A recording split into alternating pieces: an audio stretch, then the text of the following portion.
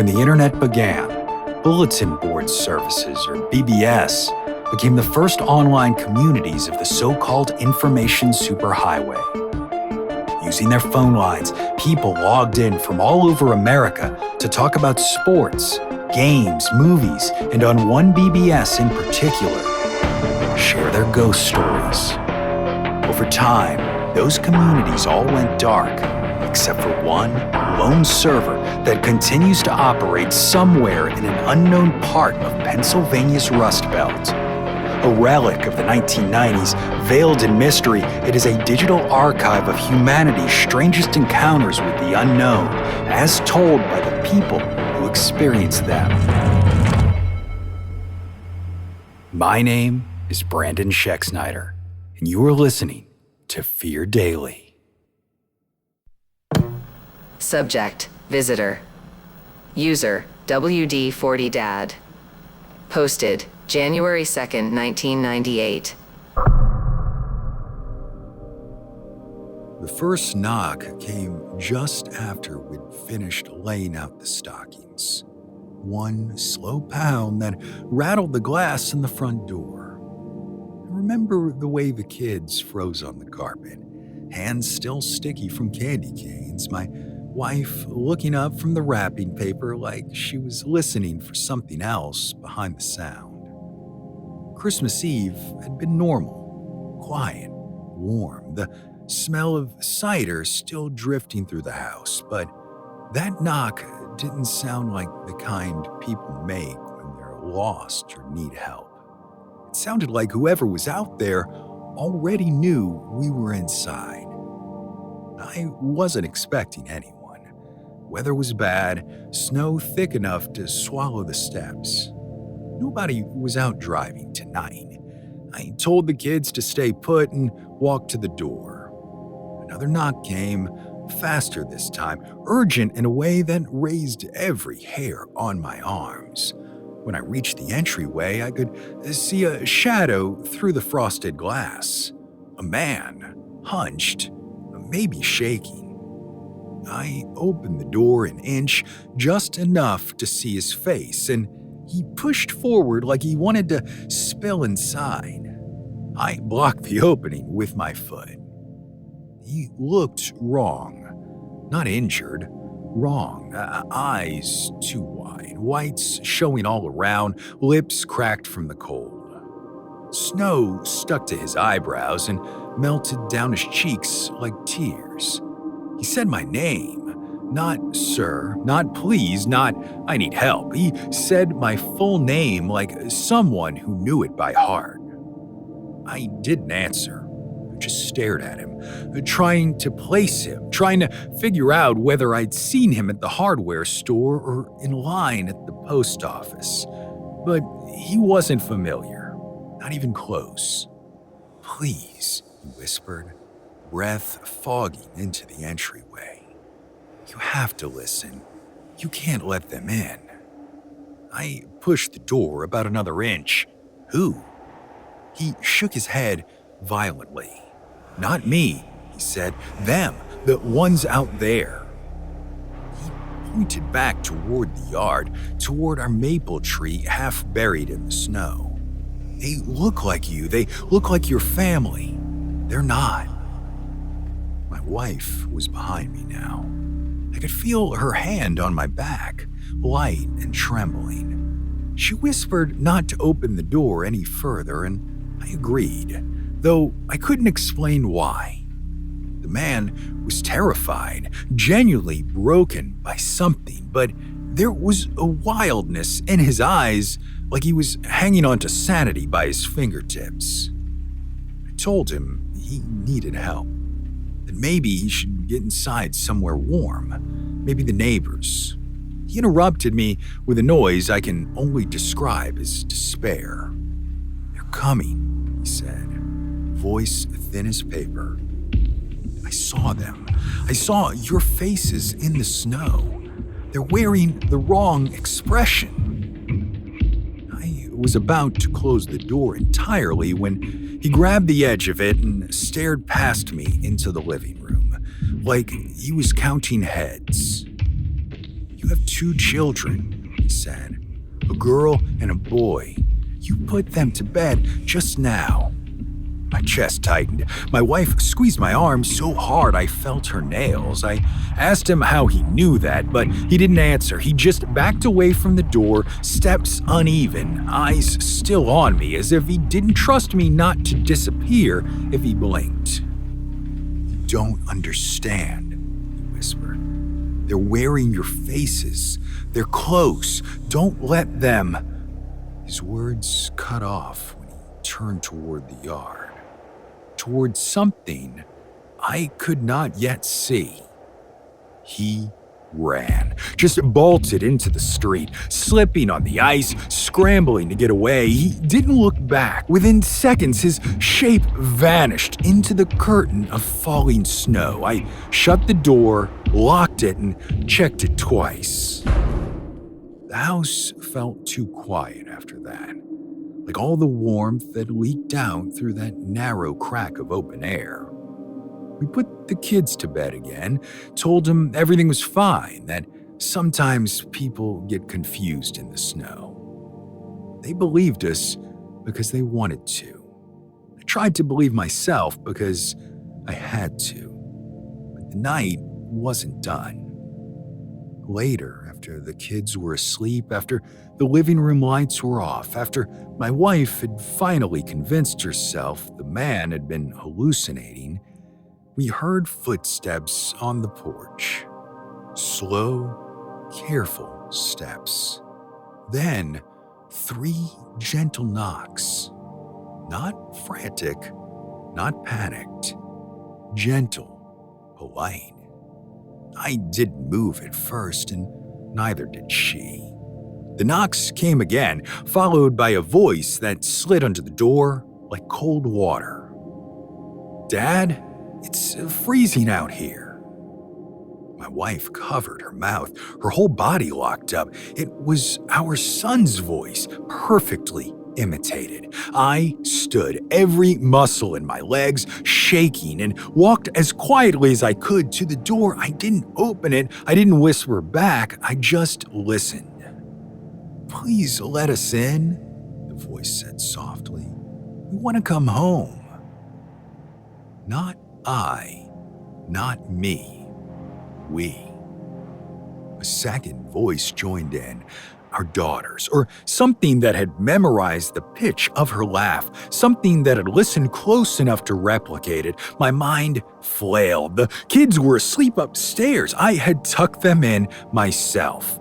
Outside, the voices continued, coaxing, pleading, promising things in tones almost right, but not close enough. The doorknob turned slowly, metal clicking against the lock as if the hands on the other side were learning how to use it.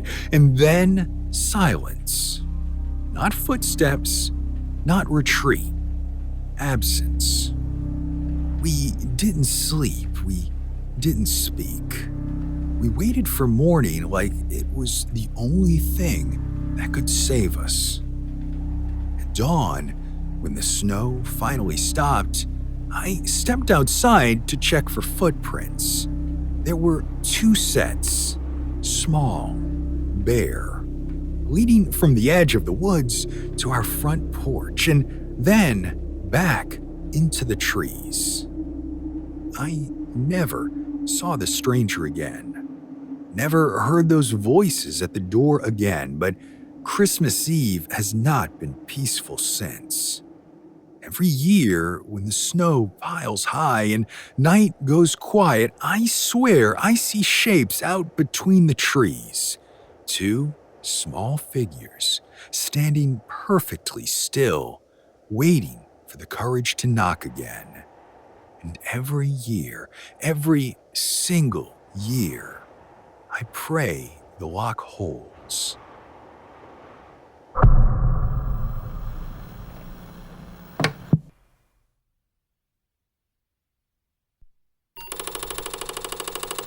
Subject, Midnight Mass. User, Not 2-Day Satan. Posted, December 30th, 1999.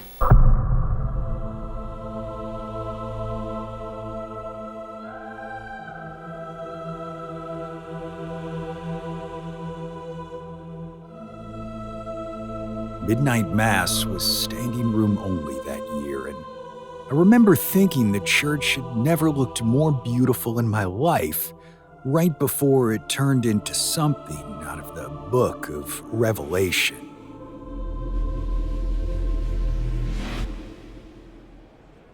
St. Bartholomew's was an old stone church on the edge of town, the kind with heavy wooden doors and saints staring down from colored glass. That night, the air outside was so cold that every breath turned to fog, and the line of people waiting to squeeze in stretched all the way down the steps to the sidewalk. Christmas lights from the houses across the street flickered red and green through the bare branches, and every car that passed seemed to slow down. Like even the drivers felt they ought to be in there instead of out in the dark. Inside, the place was packed tight. Coats unzipped, hats in hands, everyone crushed shoulder to shoulder in pews that had never been meant for modern waistlines. The regulars had gotten there early and claimed their usual spots. Old ladies up front with their rosaries, big families filling entire rows, the choir clustered near the side altar, whispering last-minute notes. The rest of us filled in anywhere there was space. I ended up standing along the side wall near the back, between the statue of St. Joseph and the table with the little rack of used bulletins. From there, I had a perfect view straight down the center aisle, all the way to the altar where Father Connolly would come walking down in his gold vestments, swinging the censer and filling the place with smoke. The smell of incense always hit me right in the chest. Even as a grown man, it pulled up memories I couldn't shake. Being an altar boy, holding the brass candle lighter with shaking hands, trying not to spill hot wax on myself. My mother used to joke that if I spent half as much time studying as I did daydreaming in church, I'd be a straight-A student. She was sitting 3 pews ahead of me that night with my younger sister, both of them bundled in their best coats. My dad stood on the far side of them, hands folded, eyes trained on the altar, even though Mass hadn't started yet. He wasn't much of a talker in holy places. Said you should listen in case God finally bothered to say something back. The choir started "O Come All Ye Faithful" to signal the beginning of the procession. People shuffled, straightened, and hushed. The organ's first rich notes rolled down from the loft above the doors. Father Connolly emerged from the sacristy at the front, accompanied by 2 altar servers in red and white. The church was lit mostly by the overhead lamps, but every pew had a stubby candle at the end for later in the service. Little white soldiers waiting to be set ablaze during Silent Night. We all knew the routine. We'd done it dozens of times.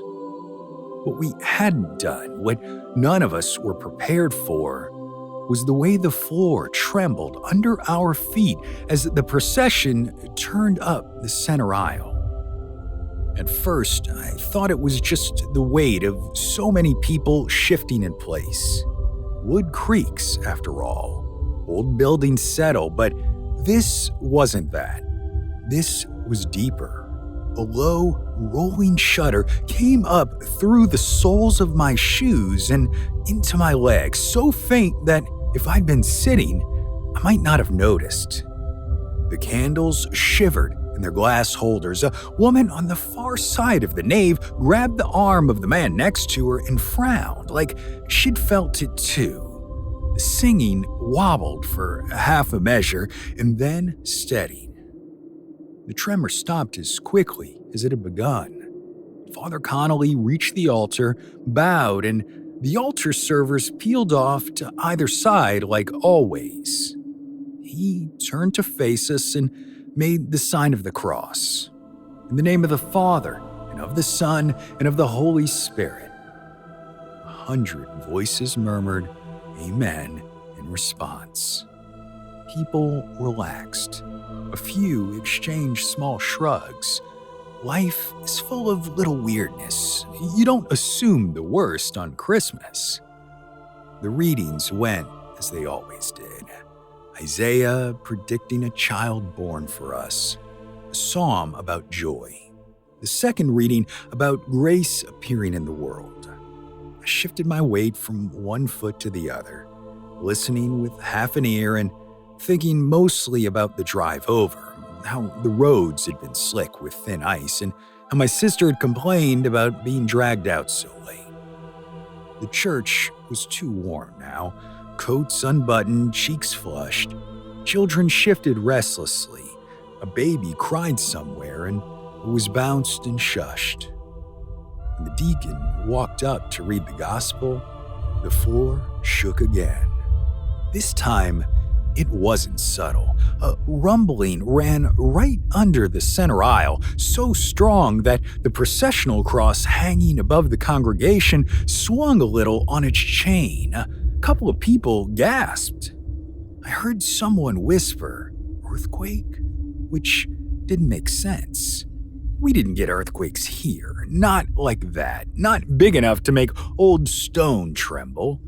Then, a low, almost inaudible crack sounded under the choir's first Alleluia. It snapped down the nave like a knuckle popping, then went silent again. The deacon kept reading. I remember that. His voice carried over the pews, steady and practiced, telling the story of shepherds and angels and a baby laid in a manger, all while something deep in the bones of the building shifted and tested itself. By the time Father started his homily, people had mostly convinced themselves it was nothing. He was talking about light coming into darkness, about midnight being the perfect time to remember that, about how the world outside the stained glass might feel cold and dangerous, but in here, we were safe and together. The irony of that almost chokes me even now. He told a story about growing up, about going to midnight mass with his own parents, about the way his father's hand felt on his shoulder during the prayers. People nodded, they smiled. A woman near the front wiped her eyes. And then the world opened up.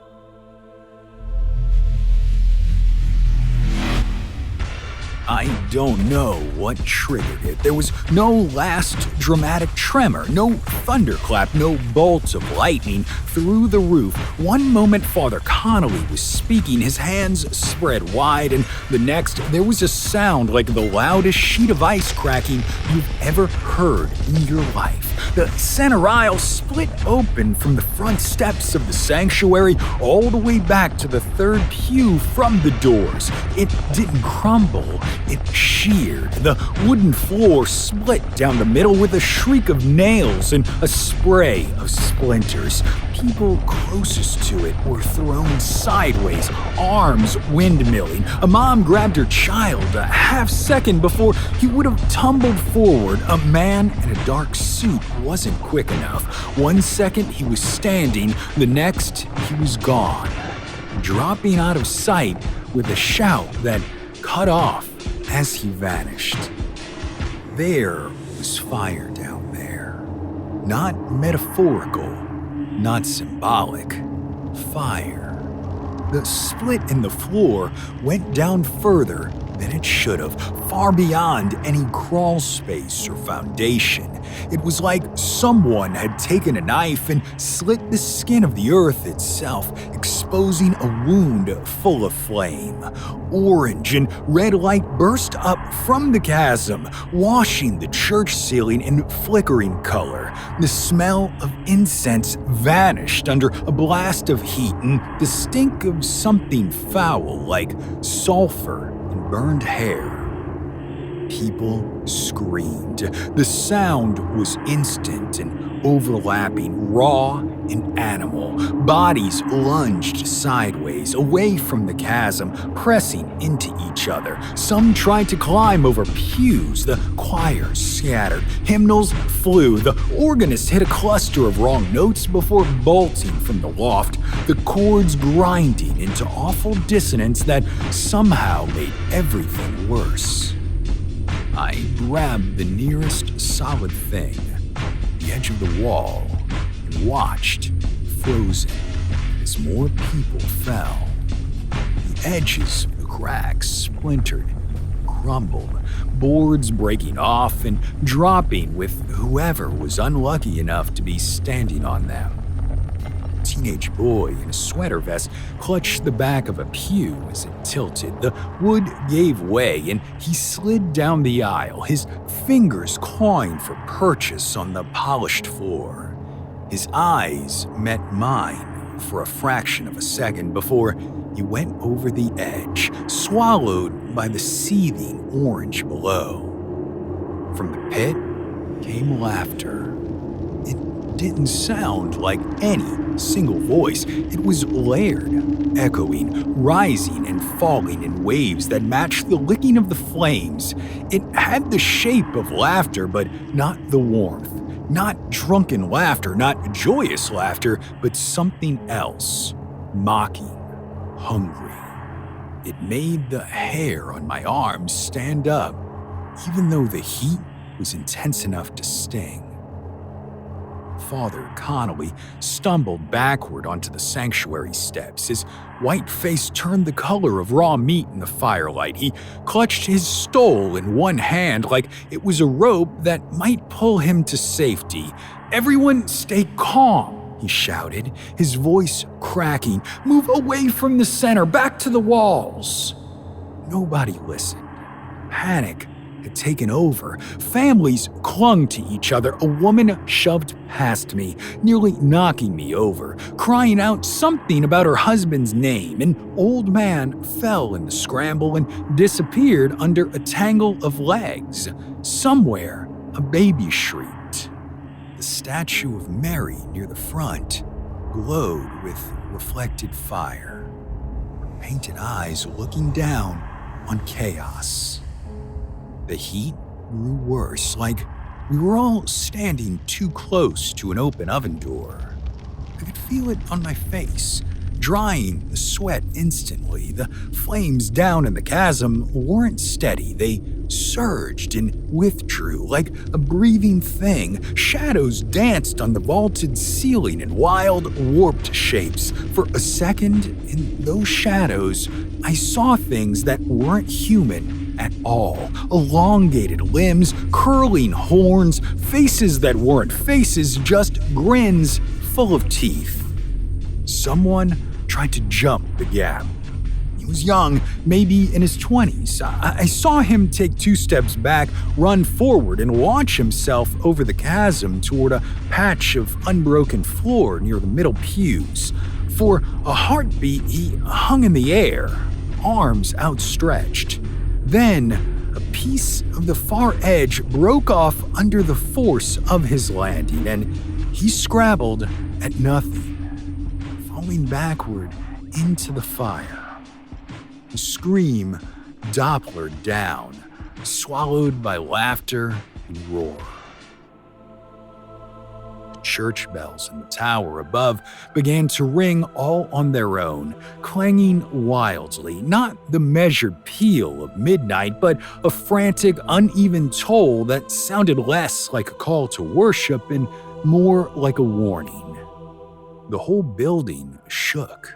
I don't know how long it went on. Time felt shredded. Seconds stretched and snapped. At some point, the pew nearest the chasm toppled in entirely, taking half a dozen people with it. My mother's hand found my arm, and my sister pressed in on my other side, all 3 of us pinned there against the wall by bodies desperate to get as far from the center as possible. My father stood in the front of us, teeth bared in something that wasn't quite a snarl, bracing himself against the crush. Father Connolly dropped to his knees, the edge of the sanctuary, clutching the altar rail and shouting prayers at the roaring pit. Latin words tumbled out of him, words I hadn't heard since they'd stopped using them years ago. His voice roared with the laughter, thin and hoarse, but he didn't stop until the coughs took over and he doubled forward, choking on the heat and stench. And then, as abruptly as it began, it stopped.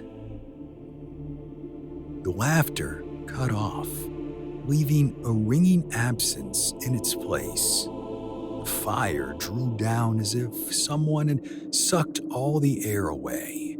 In a heartbeat, the roaring heat vanished, replaced by a rush of cold that sliced straight through coats and sweaters. People gasped, shuddering. The floor closed, not slowly, not with the grinding of stone and wood, but instantly, like a mouth snapping shut. One moment, there was a gaping chasm full of fire. The next, there was just the center aisle again, blackened and cracked, but solid, scattered with hymnals and the broken remains of the processional candles. The bells above fell silent. The organ pipes pinged as they cooled. Smoke hung in the air, mixed with the heavy, unmistakable stink of burned something. I don't know. I don't want to know. Someone sobbed. Someone laughed in a high, hysterical way that made my skin crawl. A baby whimpered, and slowly, cautiously, people began to edge forward, peering at the aisle, touching it with the tips of their shoes as if expecting it to dissolve under them. There were fewer of us against the wall than there had been. I don't remember leaving the church. I remember emergency lights painting the stone outside and pulsing red and white. I remember police and firemen and men in plain clothes with questions. I remember someone saying there had been a gas main explosion, which made no sense inside a stone church, but gave people something to cling to. I remember my sister clinging to me so hard my arm went numb, and my father staring at the dark doorway like he expected the flames to come roaring back out at any second.